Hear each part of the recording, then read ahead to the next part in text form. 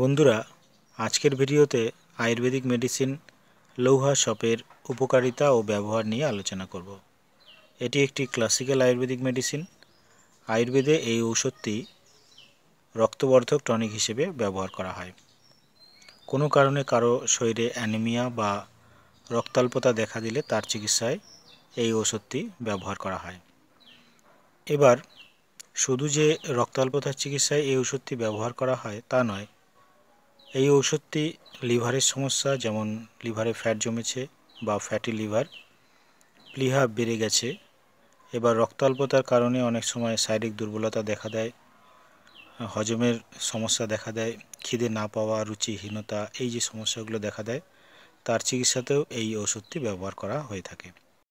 আবার এই ঔষধটি জন্ডিসের চিকিৎসায়, দীর্ঘস্থায়ী জ্বর বা অনেক দিন ধরে জ্বর চলছে এমন, যেটা ক্রনিক ফিভার, তার চিকিৎসাতেও এই লৌহাসব ব্যবহার করা হয়ে থাকে। আবার এই লৌহাসব ঔষধটি ব্লিডিং পাইলস বা রক্তার্শ হলে, অর্থাৎ অর্শের কারণে অনেক সময় ব্লিডিং হয়ে থাকে, তার চিকিৎসাতেও এই ওষুধটি ব্যবহার করা হয়ে থাকে। এবার আলোচনা করব ডায়াবেটিস রোগীরা এই লৌহাসব ব্যবহার করতে পারবে কিনা।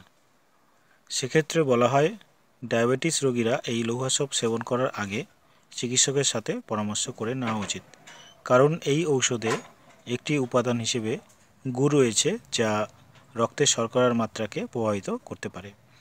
আবার এই ওষুধটি বেশি মাত্রায় গ্রহণ করলে বা সেবন করলে কোষ্ঠকাঠিন্য হতে পারে, তাই যাদের কষা পায়খানা হয় অর্থাৎ কোষ্ঠকাঠিন্যের সমস্যা রয়েছে, তারাও এই ওষুধটি ব্যবহার করার আগে চিকিৎসকের সাথে পরামর্শ করে নেবেন, সাথে অন্য কোনো ওষুধের প্রয়োজন আছে কিনা।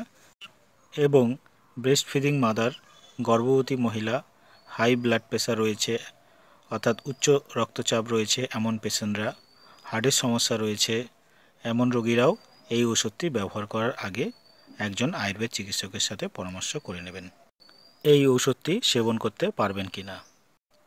তাছাড়া যে কোনো ঔষধ নিজে নিজে সেবন করা যায় না, ঔষধ সেবন করার আগে চিকিৎসকের সাথে পরামর্শ করে নিয়ে চিকিৎসকের নির্দেশ মতো ওষুধ সেবন করতে হয়।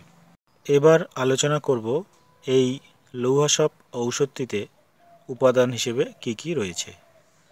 লৌহাসব নামটা শুনেই বোঝা যাচ্ছে এই ঔষধের মূল উপাদান লৌহ, অর্থাৎ এর মধ্যে লৌহ ভস্ম রয়েছে।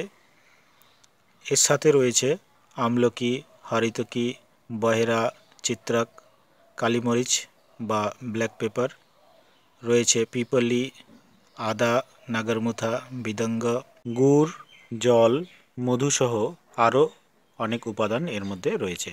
তো বন্ধুরা, ভিডিওটি কেমন লাগলো? ভিডিওটি ভালো লাগলে অবশ্যই একটা লাইক করবেন। ভিডিওটি দেখার জন্য আপনাদের সবাইকে ধন্যবাদ। সবাই ভালো থাকুন, সুস্থ থাকুন।